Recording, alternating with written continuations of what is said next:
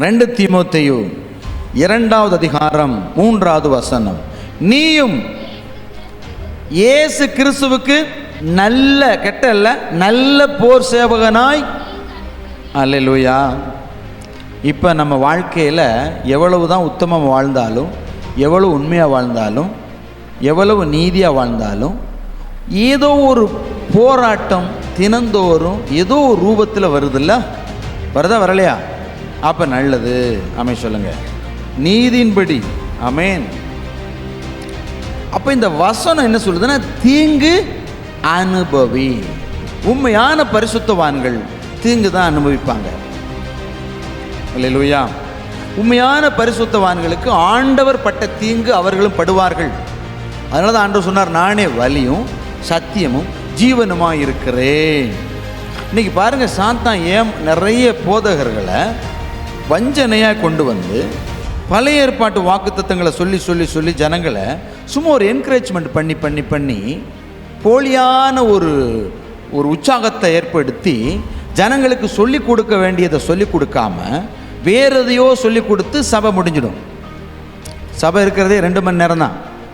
சபை இருக்கிறது 2 மணி நேரம், 1.5 மணி நேரம் தான். அதில் இதை ஏதாவது சொன்ன உடனே ஜனங்கள் அதை நம்பிக்கிட்டே போய் என்ன பண்ணுறாங்கன்னா தோற்று விடுகிறாங்க. மூல உபதேசங்கள், முதுகெலும்பான உபதேசங்கள் பாடுபட கற்றுக் கொடுக்கணும். அல்லேலூயா. இயேசு சொன்னார், நீங்கள் வேணா வாசிங்க, மத்தேயு எழுதின சுவிசேஷ புஸ்தகம் 24வது அதிகாரத்தில். அங்கே சீசர்களும் இயேசுவும் பேசிக்கொள்வாங்க. யார் யார் பேசுவா? சீசர்களும் இயேசுவும் பேசுவாங்க. பேசும்போது அவர் சொன்னார், அதில் நீங்கள் 9லேருந்து வாசிங்க. அப்பொழுது உங்களை உபத்திரவங்களுக்கு ஒப்பு கொடுத்து உங்களை கொலை செய்வார்கள். கவனிங்க, அங்கே ஒரு வாக்கு தத்தம் கொடுக்குறாரு. இதை நம்ம எப்படி எடுத்துக்கிறது? நான் பேசுகிறேன், உங்களுக்கு புரியுதா? இயேசு இருக்கும்போது, இயேசு சிலுவைக்கு போகிறதுக்கு முன்னாடி இதை சொன்னார். இயேசு சிலுவைக்கு முன்னாடி சொன்னார், என்ன சொன்னார்? உங்களை உபத்திரவங்களுக்கு ஒப்பு கொடுத்து உங்களை என்ன செய்வாங்க? கொலை செய்வார்கள் சொன்னார்.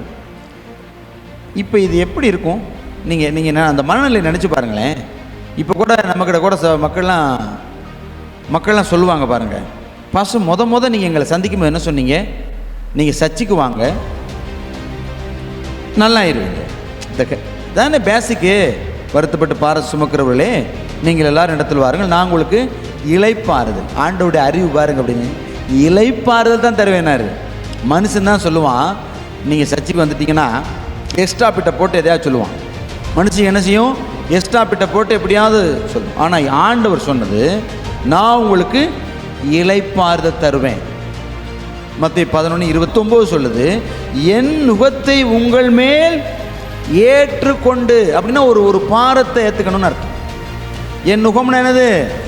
மாட்டுக்கு வண்டியில் போடுறதான அந்த அந்த ஒரு கட்டை, ஒரு மரம், அதை சுமக்கணும்னு போட்டிருக்கு.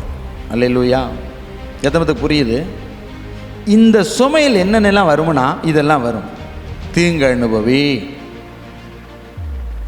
தீங்கு அனுபவி வருதா? வருதில்ல? இப்போ நாம் ஸ்லோவாயிடக்கூடாது. இந்த ஓகே, சரியான எப்பயுமே ஒன்று சொல்கிறேன், சாத்தாங்கிட்ட சத்தியம் மட்டும் இருக்காது. என்ன இருக்காது? சத்தியம் மட்டும் இருக்காது. ஆராதனை இருக்கும். அவன் ஆராதனை, இப்போ இருக்க ஆராதனை லீடருக்கெல்லாம் அப்பேன். அவன் பரலோகத்திலே ஆராதனை பண்ணவன். அவன் யார்? ஆராதனை லீடர். அதனால தான் மற்ற சமயங்களில் அதுக்கு அதிகமான நேரம் கொடுப்பாங்க. அந்த இசை வாத்தியங்களுக்கும் ஆராதனை பாடல்களுக்கும் அந்த ஆராதனை கொடுப்பாங்க. பார்த்துருக்குறீங்களா? பார்த்துருப்பீங்க. நீங்கள் நேபுகாத் நேச்சர் கூட அதை சொல்லுகிறாரு. கிண்ணறக்காரர்கள், வாத்தியக்காரெலாம் வராங்க. ஆமேன். அவன் இந்த சாத்தான் லூசிஃபர் இருக்கான் இல்லையா, அவன் ஆராதனை லீடர். அதனால் பாருங்கள், இப்போ தமிழ்நாட்டில் கூட ஒரு ஆள் ஆராதனை பண்ணி துருபதேசமாக மாற்றிக்கிட்டு இளைஞர்களெல்லாம் பிடிச்சிக்கிட்டு இருந்தார். கடைசியில் அவர் ஒரு இதில் சிக்கிட்டார். இது நமக்கு எல்லாம் தெரியும். அல்லேலூயா. சத்தியம் இல்லாத ஆராதனை போலி. சத்திய வேத வசனம் இல்லாத தீர்க்க தரிசனம் போலி. வேத வசனங்களை கொண்டு செய்யப்படாத அற்புதங்களும் போலி. வேத வசனங்களை கொண்டு சொல்லுகிற வெளிப்பாடும் போலி.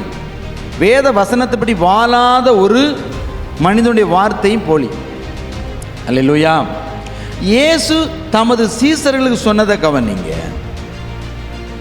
உங்களை உபத்திரவத்துக்கு ஒப்பு கொடுப்பார்கள். நம்மளை உபத்திரவத்துக்கு ஒப்பு கொடுக்குறாங்களா இல்லையா? நம்மளை மாதிரி பல ஆயிரமோ லட்சமோ கோடியோ உலகம் முழுக்க பல உண்மையான இரத்த சாட்சிகள் மரிச்சிருக்கிறாங்க. அவங்களாம் ஏன் மரித்தாங்க? இயலாமையா? இல்லை, இந்த வேத எழுத்தின்படி அவர்கள் வாழ்ந்ததுனால. ஆமேன். இப்போ சபைக்கு நான் சொன்னேன் இல்லையா, வரும்போது உடனே கூப்பிடுவோம், இப்படி கூப்பிடுவோம், வாங்க உள்ளே வந்துடுவாங்க. சபைக்கு வந்தீங்கன்னா நோய் மாறிடும், சபைக்கு வந்தால் பேய் மாறிடும், சபைக்கு வந்தால் பில்லி சூனியம் மாறிடும், சபைக்கு வந்தால் மாந்திரிகம் மாறிடும், சபைக்கு வந்தால் குஷ்ரோகம் மாறிடும், சபைக்கு வந்தால் விடுதலை ஆயிரும், இப்படி சொல்லுவோம். வந்துடுவாங்க. இப்போ வந்துட்டு அந்த ஆள் பின்மாறிட்டானா எப்படி கேட்பான் தெரியுமா? சபைக்கு வந்தால் நோய் மாறிடுச்சுன்னு சொன்னீங்க, மாறிடுச்சு, நான் ஏன் திரும்ப வரணும்னு கேட்குறாங்க. திரும்ப ஏன் கேட்பாங்க? சபைக்கு வந்தால் சுகமானு சொன்ன சுகமாயிருச்சு, திரும்ப தசமப்பாகம் கேட்குறீங்க, காணிக்க கேட்குறீங்க, சர்ச்சு கட்டுறதுக்கு ஏதாவது உதவி செய்யணும் கேட்குறீங்க அப்படின்னு கேட்பாங்க. இவங்களாம் யாருன்னா பின்மாற்றத்தில் உள்ளவங்க. இல்லையா? பின்மாற்றம் உள்ளவன் கடவுளுக்கு கொடுக்க எண்ணமே இருக்காது. ஏன்னா நீங்கள் பாருங்கள், மரியாள் ஆண்டோடைய பாதத்தில் அமர்ந்து வெளியேறப்பட்ட தைலத்தை என்ன பண்ணாங்க? அவங்க பாதத்தில் அதை பூசி தலைமறினால துடைத்தாங்க. அப்போ ஆண்டவரை நேசிக்கிறவங்களுக்கு எவ்வளவு பணம் பொருள் எல்லாம் ஏசப்பா பாதத்துக்கு கூட இது லாக்கி இல்லை அப்படின்னு நினைப்பாங்க. அல்லேலூயா. நான் பேசுகிற புரியுதா உங்களுக்கு? இது ஆண்டவருடைய பிள்ளைகள். ஆமேன். இயேசுவை நேசிக்காத ஒருவன் ஜெபிக்க முடியாது. இயேசுவை நேசிக்காத ஒரு மனிதன் ஜெபிக்க முடியாது. இங்கே கூட பார்க்குறீங்களே எவ்வளோ கஷ்டமாக இருக்குது ஜெபம் பண்ண அவங்கள நம்ம ரன் பண்ணுறது. ஏன்னா அவங்ககிட்ட யாரும் இல்லை. இப்போ இருதயத்தில் இயேசு இல்லாமல் அந்த இயேசுக்கு பதிலாக வேறு யாரும் இருப்பாங்க. உங்கள் வாலிப பிள்ளைலாம் ஜெபிக்கலைன்னா பாருங்கள், அவங்க இருதயத்தில் வேறு யாரும் இருப்பாங்கன்னு நம்ம எல்லாம் கணிகளே கண்டுக்கலாம். ஏன்னா அந்த நினப்பு மாற்ற முடியுமா? இல்லையா? இப்போ ஒரு லைட்டுக்கு ஒரு கனெக்ஷன் வருது, வேறு கனெக்ஷன் இருந்தால் தானே அது என்ன செய்யும்? எரியும். கனெக்ஷன் கட்டாக இருந்தால் எரியுமா? நம்ம எவ்வளோ தான் சுவிட்சை போட்டு பார்க்குறோம், சுவிட்சை போடுறோம் ஆஃப் பண்ணுறோம். அங்கே அந்த பல்புக்கும் அந்த ஒயருக்கு என்ன இல்லை? கனெக்ஷன் இல்லை. இது ஆண்டவர் யோவான் 15 சொன்னார், நமக்கு வாசிக்க வேண்டாம். அங்கே சொன்னார், செடியும் கொடியும் சொன்னார். ரெண்டுக்கு ஐக்கியம் இருந்தால் தான் என்ன செய்யும்?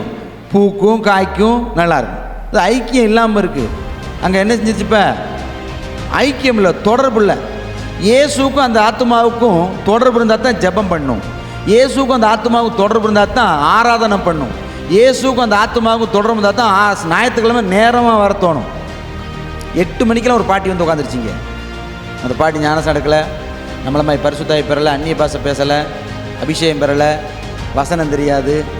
ஆனால் 8 மணிக்கே வந்துருச்சு. அல்லேலூயா. பழைய விசுவாசி எத்தனை மணிக்கு வருது? அசைஞ்சி வருது. ஏன்? அசால்ட்டு தான் லேட்டு, வேற ஒன்றும் இல்லை.